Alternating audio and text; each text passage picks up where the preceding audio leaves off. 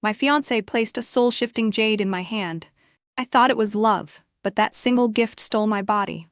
Another woman woke up with my face, my voice, my life. She slept in my bed. He held her as if she were me, and I became a ghost no one remembered. Until the day I opened my eyes, right back at the moment he gave me that cursed jade. This time, I smiled, accepted it, and handed it to a dying prostitute. In this life, I'm taking everything back. If I have to tear the skies apart to do it, I will. And if they survive me again, then I deserve to die twice. Chapter 1. I never imagined I would one day stand beside my own corpse. Princess Aurora Zhao, the Aurora who stole my body, lay dying with a peaceful smile, praising her beautiful life. A devoted husband, loving children, a perfect marriage, no regrets. I watched coldly as Adrian Gu wept over her, and as the children, born from my body, sobbed like their world had collapsed. Not one of them mentioned me, the real Aurora Zhao. The one stripped of everything. The man mourning beside her was my husband, and yet, not my husband. Those crying children were mine in flesh, yet no longer mine at all. They climbed to glory on my stolen life, and they were the ones who killed me, piece by piece. Perhaps it was hatred accumulated over years of silence, because even as a ghost I felt hot blood tear its way from my eyes. I screamed at Adrian's twisted, grieving face, my voice razor-sharp. Adrian Gu, if I ever get the chance to return, I'll drag you down even if it kills me again. But then my spirit flickered, turning faint and transparent. I thought this was the end, my final dissolution. I closed my eyes, ready to submit to fate. Then I heard Adrian's voice again, clear, close. Your Highness, this jade pendant is a Gu family heirloom. It is meant for my future wife. Now that His Majesty has granted our marriage, I present it to you. Why? Could I still hear him? Cold surged through my palm. I opened my eyes, and the jade pendant sat heavy in my hand, the soul-shifting jade. A young, handsome Adrian stood before me, exactly as he had years ago, in the moment he first gave it to me. Time had turned back. Your Highness? He sounded puzzled as I stared at him. He smiled politely, though a flicker of impatience slipped through his eyes. I curled my fingers around the jade and smiled sweetly. If it is from you, Adrian, I will wear it every single day. His satisfaction was immediate, unguarded, almost triumphant. This pendant represents the Gu family's devotion to your Highness. I hope you will treasure it. I nodded, excused myself, and left. Once he got what he wanted, he had no desire to stay a moment longer. Back in my carriage, I threw the jade into a corner and broke down sobbing hard enough to terrify Ethan. Ethan had served me since childhood.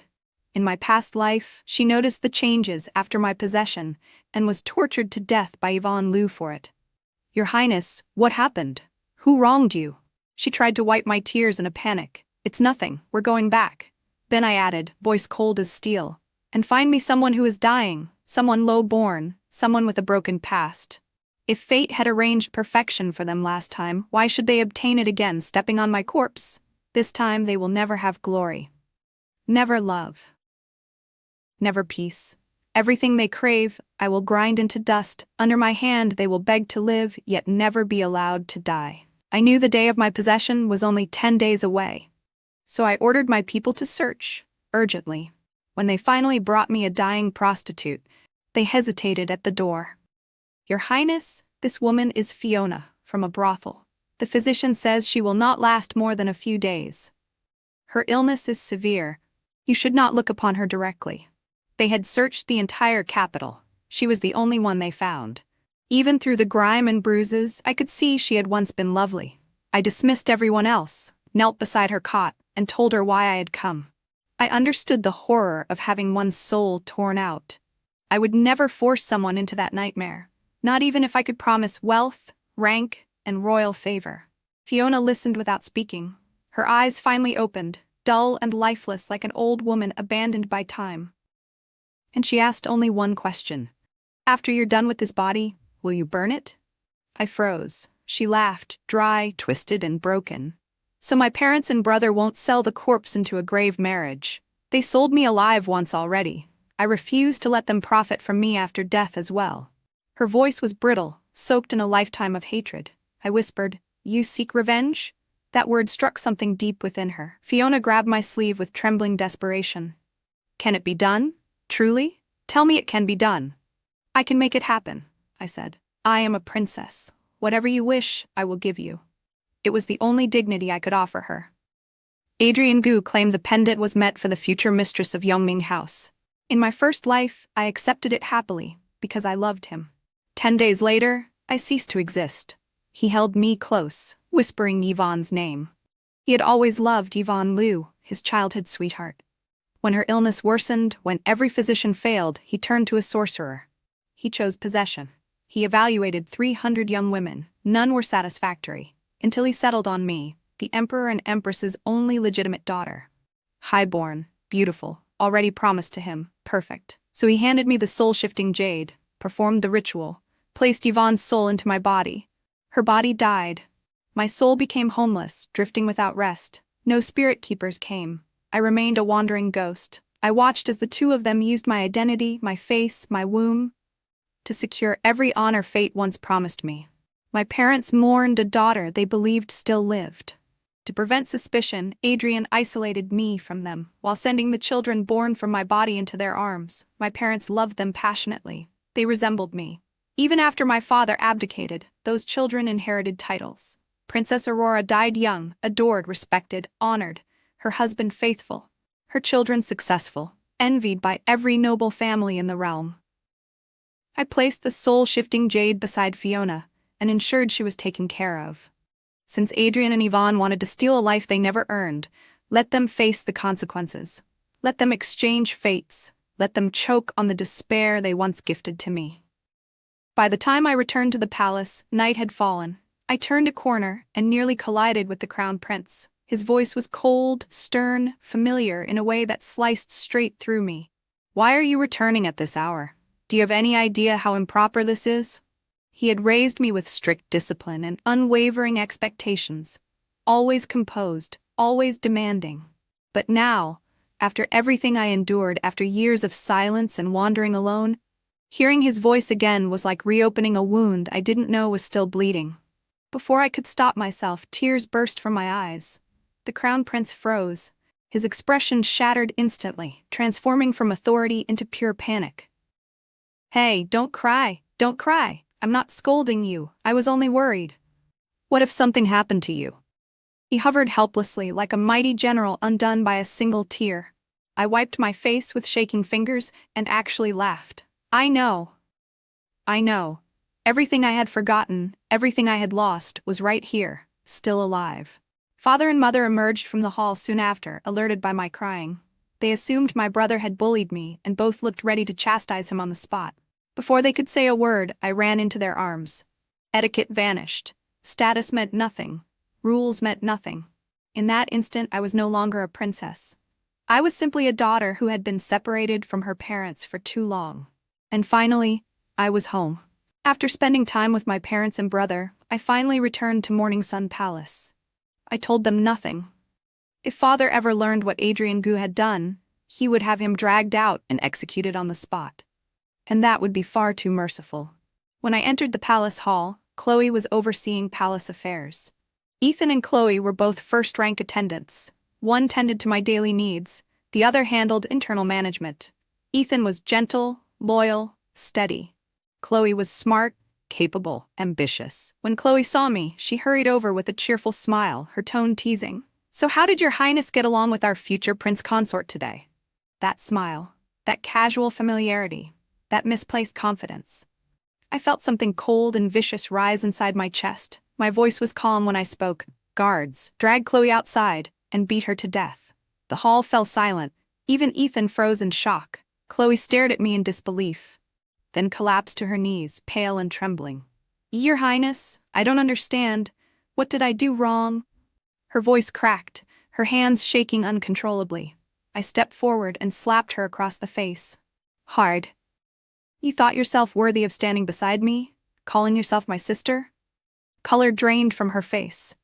In my last life, she had conspired with Adrian Gu. She had aided Yvonne Liu. She had helped orchestrate the accident that won my heart for him. Every step of my downfall, she had been there. Now she was kneeling, pleading, weeping. I grabbed her chin, forcing her to look directly into my eyes. Yes, you were tempted. Yes, you were used. But betrayal is still betrayal. My voice dropped to ice. For the sake of the years we grew up together, I will leave you a whole corpse. Chloe chose poison. She took the cup in trembling hands, bowed her head, and drank in one desperate swallow. I watched her collapse without flinching. "Send word," I ordered coldly. "If anyone dares whisper a single word about what happened tonight, Chloe's fate will be theirs." The entire palace staff dropped to their knees, trembling. No one dared breathe wrong. Ethan shook with anger beside me. Anger for me, not at me.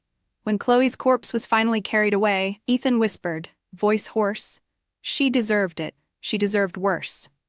But there was no time to dwell. I had Chloe's body disposed of quietly and ordered someone skilled to forge a letter in her handwriting. Information would continue to flow, as if she were still alive. 3 days passed. Morning Sun Palace became deathly silent. Even footsteps were hushed.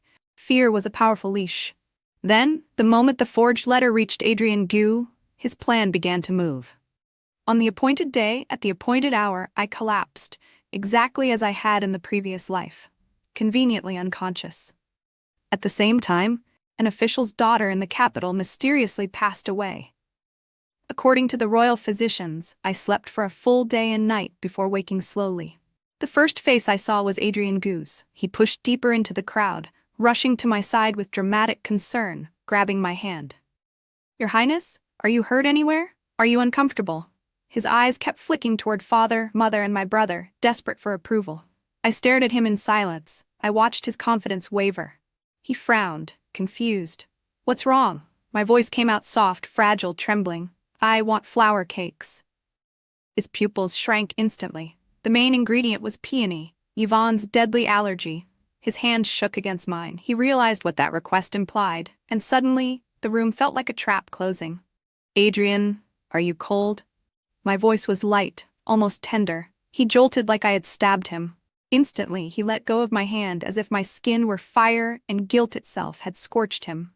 Then he realized the others were still in the room. Panic flashed across his face. I only lost my composure because I was overly concerned for your Highness's health," he stammered. He bowed in apology, voice trembling. My parents brushed past him, too worried about me to notice. Only my brother lingered. He stared at Adrian with a thoughtful, unsettling calm, one that could strip a man bare with a single glance. The royal physicians examined me again, confirming that I was in no danger. Only then did my family relax.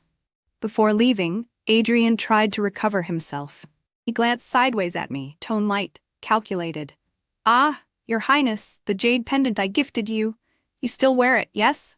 My mother hoped to see it when she comes to pay respects." The implication was subtle, but unmistakably urgent. I smiled faintly and reached beneath my pillow. I drew out a jade pendant, similar in shape, similar in carving, but absolutely not the same one.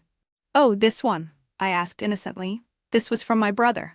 Adrian went rigid. I explained sweetly, detail by detail, how I'd mistaken his pendant for another on the way back to the palace, and how I had given one to a beggar to exchange for medicine. How tragic. His mask cracked. Rage flashed beneath the surface, violent and ugly. But instead of accusing me of losing his pendant, he turned and accused me of disrespecting the crown prince. "Your Highness should not give away His Highness's gifts so casually. If compassion was your intent, you could have given a hairpin or a scarf, anything but royal tribute." Before I even needed to answer, my brother spoke first. "My sister may give away anything she wishes, including the gifts I give her." "Watch your tone." Adrian went silent and knelt, trembling. "My deepest apologies, Your Highness." The crown prince dismissed him coldly. "Go home." Adrian left in humiliation and panic. He still hadn't realized Chloe was gone. After you left, my brother sat beside me. "What are you planning?"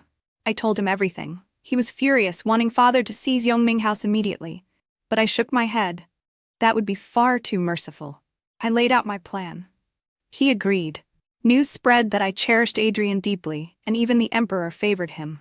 Meanwhile, Adrian Gu desperately searched for the beggar, and Fiona, inside Yvonne's stolen body, awoke in the brothel, screaming she was a princess. I knew now, Soul-Shifting Jade was not foolproof. If the original soul was strong, they might return. So Adrian Gu mixed royal blood with cinnabar to seal me out. But he never expected Fiona wanted death more than life. No competition remained. I smiled at the reports and tossed them into the flame. If they long for each other, How can I deny them a reunion? I released Yvonne, and the next day rumors spread through the capital. The prince consort was seen on the street, entangled with a brothel woman. Chapter 2. That day, Ethan and I went out early to wait on the road where Adrian Gu was supposed to appear. When he finally showed up, I watched from a distance as a filthy woman ran toward him. She threw herself at him, sobbing, "Brother Adrian, it's me, Yvonne." Adrian's expression changed. Seeing the state she was in, a flash of pain crossed his eyes. He was just about to help Yvonne Liu up when a group of people shouted from far away, "She's a prostitute who ran out of drunken spring house. She's sick. Don't let her dirty your lordship's noble body." They shouted so loudly that half the street could hear them. From where I stood, I saw Adrian's face twist. For an instant, disgust flashed in his eyes. The hand he had stretched out to help her froze awkwardly in midair. He could neither pull her closer nor draw back without looking heartless. In the end, he gritted his teeth, used one hand to steady her, and quietly stepped away to keep some distance. Yvonne noticed and broke down. "You're disgusted by me? You are, aren't you? Brother Adrian, I'm your Yvonne. I'm the daughter of Scholar Liu. No, I'm a princess. I'm Princess Aurora. I'm the real princess." Hearing her shout that, Adrian immediately snapped. Where did this mad woman come from, daring to shout out Her Highness's title? Yvonne stared at him in disbelief. Before she could scream more, the madam from Drunken Spring House rushed up and slapped her hard. "To cure you, I spent so much money from my house. You wretched thing, and you still dare run? See if I don't beat you to death." A group of women surged forward and kicked and punched Yvonne on the ground. Adrian finally couldn't stand it and ordered them to stop. The onlookers began to praise him in low voices. In the end, a life is still a life. This young lord is kind. He'll be rewarded for it. After I'd watched enough, I had Ethan carry a basket of snacks and approached as if we'd just happened to pass by. I acted properly, shocked, forced down my disgust, and moved closer to Adrian with a familiar smile. "Adrian, what are you doing here?" He hadn't expected me to appear. He forced down the panic in his eyes. I was just passing by. I saw these people beating this woman and couldn't stand it, so I spoke up. "It's filthy here, Your Highness should go back quickly." He clearly wanted me gone as soon as possible, afraid I would hear more of Yvonne's insane words. Instead, I praised him and let my gaze fall on Yvonne. Adrian truly is a kind man. By now, how could Yvonne not recognize who I was? She lay on the ground, glaring at me with pure hatred as I stood there so close to Adrian. Her eyes went blood red. She lunged at me, but my guards held her back. "It's you! You stole my identity! You stole everything from me! I am Aurora Zhao. I should be Princess Aurora!" With me present, Adrian couldn't order anyone to cover her mouth. He could only watch as she screamed out one insane sentence after another. Clearly, Adrian had always been very confident in his plan. He must have painted such a beautiful future for Yvonne that she clung to it with a near-mad obsession. I smiled lightly. She really is insane. Adrian, already drenched in cold sweat, seized on my words at once. "Her ravings will only dirty Your Highness's ears." After I returned to the palace, I ordered people to spread the story of what had happened today, with plenty of embellishments. I heard that later, Yvonne simply gave up all pretense. She went to the gates of Yongming House, rolling and wailing on the ground, shouting that she and Adrian Gu had pledged themselves to each other for life, demanding that he take responsibility. Adrian, however, had her tied up and thrown back to Drunken Spring House. Publicly, he claimed he had never set foot in Drunken Spring House and was being slandered. But the fact that he had been seen tangling with a brothel woman in the street could not be erased. Everything he did now was nothing but trying to mend the pen after the sheep were lost. Soon, memorials impeaching Adrian Gu poured onto Father's desk like falling snow. Father scolded him for disgracing the royal family. I refused to see him at all. With no other choice, he tried to send another message to Chloe. Aside from a few sour, self-pitying lines, the message mainly asked what I currently thought of him. Now that he'd lost the Soul-Shifting Jade, that vital chess piece, his only option was to go back to the original plan and become my prince consort. I had someone reply for Chloe. "Tell him that I'm very sad, but I still trust him and hope he can calm the rumors." I wanted to push him. I wanted to see how he would choose between his true love and his future. I soon had my answer.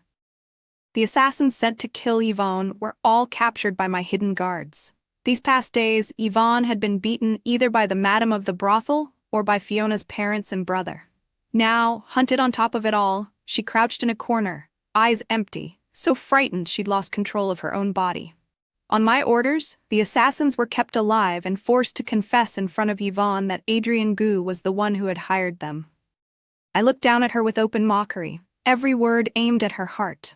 The man you can't stop thinking about used a cruel, dirty spell to turn you into a plaything for others, just for the sake of his future. And now he wants you dead. In the days ahead, he'll marry a noble wife, have children, and climb higher and higher, while you fall into hell and never get out. Yvonne Liu, are you willing to accept that? She was not. So in that bloody night, she cried until her voice broke, teeth clenched in hatred, her whole body shaking. I won't forgive him. I won't forgive him. Good. That was exactly what I wanted. I had Yvonne hidden away and sent a message to Adrian Gu saying she was dead. Your Highness, why not just use this chance to kill her? Ethan asked, fuming on my behalf. It's too boring to do it myself. Adrian Gu's birthday is coming, isn't it? I'll send him a real present. After being denied an audience for several days, Adrian Gu was frantic. He even tried to arrange another secret meeting with Chloe. I had my brother suppress the impeachment memorials. Chloe wrote back that I intended to ask father to elevate Yongming House's marquisate to a dukedom. My brother then invited Adrian to the palace for a grand birthday banquet. Everyone said this was a sign of imperial favor. His immediate troubles solved, he no longer had to worry about the future. He walked around with his head high, like a proud peacock, wherever he went. On the day of the banquet, in my name, I invited every powerful family in the capital to the palace. Adrian came in a dark indigo robe, a modest smile on his face. Your Highness, such extravagance. I fear I don't deserve it. I raised my cup to him. How could that be? The stage had been built for him. Without its main actor, how could the play begin? As the man of the hour, Adrian was soon surrounded by people vying to flatter him. In one unremarkable corner, a woman in a maid's uniform quietly moved closer to him. While everyone was chatting and drinking, she suddenly pulled out a pair of scissors and drove them straight into Adrian's lower body. The hall went silent. Then screams exploded all around. Those who had just been flattering him scrambled away. Adrian tried to fight back, to lift his hands, but discovered he had no strength left. He could only roll on the floor in agony. I had put something in the wine I'd offered him. The maid was, of course, Yvonne Liu, whom I had smuggled in. Only when she kept stabbing like a madwoman did I finally raise my hand and signal the Imperial Guards to move, slowly, to restrain her. By then, the hem of Adrian's indigo robe was soaked in red. Even then, he looked toward me, lips trembling. Please. The physician. I read his lips, then laughed softly and toyed with the cracked soul-shifting jade in my hand. To see a man build his tower, fill it with guests, and watch it collapse in a single moment. There are few things in life more satisfying. I dismissed everyone else and summoned father and mother. Adrian's parents rushed over as well, wailing that their son was now no better than a eunuch, and begging the emperor to investigate. Adrian had fainted from the pain, but I told the imperial physician not to use any numbing powder during treatment. It didn't take long for him to wake again, from pure pain. Even so, he forced himself to grit his teeth and argue for himself. It's all Yvonne Liu. That wretched woman did this to me. Your Highness, she used witchcraft to bewitch me. You must believe me. Yvonne didn't defend herself at all. She only laughed, wild and bloodthirsty. As they dragged her away, she howled, to have one true heart and hold on till gray hair. Father and mother were utterly confused. I exchanged a look with my brother and had the sorcerer brought in. Though he was only around 30, his back was hunched and his hair and beard had gone completely white. To use the soul-shifting jade on others, the caster must pay 50 years of their own life. He was frightening proof of that. When they found him, he was strangely calm. He simply said that once, the old Marquis of Yongning had saved his life. A life-saving debt, he said, had to be repaid with a life. He had no regrets. I tossed the jade at his chest, as if throwing away trash. A life-saving debt? And why must I be the one to pay for it? Every time I thought about it, that all the misery of my previous life came from a debt that had nothing to do with me, my chest burned like boiling water. Years of wandering in loneliness and hatred echoed in my ears. I couldn't hear anything anymore. I grabbed the nearest guard's sword and drove it straight into the sorcerer's heart. Only when his body fell did I feel like I could breathe again. The members of the Gu family shook with fear. Father and mother were full of worry. My brother came to my side, voice gentle. "Aurora, it's all right now. No one will ever hurt you again." I dropped the sword and knelt before my parents. One word at a time, I told them Adrian Gu's entire plan and everything that had happened to me in my previous life. When I mentioned that the drop of blood from my father and mother had protected Yvonne, Mother burst into tears and clutched me tightly. Father gave a direct order. Yongming House was to be stripped of its title and property, and all direct family members were to be exiled. My brother, who had followed the rules and stayed dignified for 20 years, personally grabbed Adrian, who was pretending to be unconscious on the floor, and beat him until his face was nothing but bloody pulp. I did not let Father kill Adrian Gu and Yvonne Liu outright. Instead, I had them locked in the same dungeon cell. Yvonne was dying, and Adrian was crippled. Once, they had been childhood sweethearts, innocent and full of promise. Now, that so-called love was shattered by reality. I ordered the jailers to torture them every day. Their bodies hurt, but not enough to die. They soon grew sick of the sight of each other. Even with their own bodies broken, they still spat the foulest words at one another, every single day. A year later, Yvonne died. Her eyes were wide open, fixed on Adrian's side of the cell. When I went to see him, the skin that showed outside his rags was covered with dark, cracked scabs of dried blood. Because that part of him had been cut off, he had lost control of his bladder. The stench around him was unbearable. He looked like a pig penned in its own filth. He no longer recognized me. I heard that after spending one night alone with Yvonne's corpse, Adrian's mind finally snapped. The next day, he laughed and cried in turn in the cell. He claimed he was the prince consort, then said he was a duke. He said he had sons and daughters and a household full of wives and concubines. Adrian Gu, too, now carried the memories of our previous life. From his mad ramblings, I learned that after Princess Aurora died in that other life, Adrian had pretended to grieve deeply. He refused every proposal, saying he was mourning his late wife. For 5 years, he lived only with my 2 children. Even my parents were moved by this display. They personally arranged another marriage for him. Adrian claimed he couldn't refuse for the sake of filial piety, and from then on he enjoyed a life with a virtuous wife and lovely concubines, face and status all perfectly balanced. A true winner in life. But in this life, he could only rot in a dark dungeon, day after day. I have never been a kind person, so I never ordered the jailers to stop. He had harmed others. Now he would pay the price. On the day Fiona's body was cremated, a family on the outskirts of the capital disappeared without a trace. I brought her ashes before the 3 people who had destroyed her life, her own mother, father, and brother. They trembled violently as I forced them to kneel before the girl they had sold, abandoned, and used. I made them bow until their foreheads touched the ground, again and again, begging forgiveness from the daughter they had ruined beyond repair. Only then, in front of Fiona's ashes, did I give the order. All 3 of them were strangled together in the same breath. Their last sight in this world was the life they had shattered. Afterward, I carried Fiona's ashes myself. I walked to the highest cliff outside the capital, where the wind swept over the land like a cleansing tide. There, beneath the endless sky, I scattered her ashes into the wind, free at last. No chains, no debts, no pain following her into the next life. And then, I did what she could not. Across the empire, I ordered shelters to be established, safe havens dedicated to taking in abandoned girls, abused women, the forgotten and unwanted. I named them Fiona houses so that no girl like her would ever walk into darkness alone again, so that victims would never again be left voiceless, so that someone, somewhere, would open a door instead of closing one.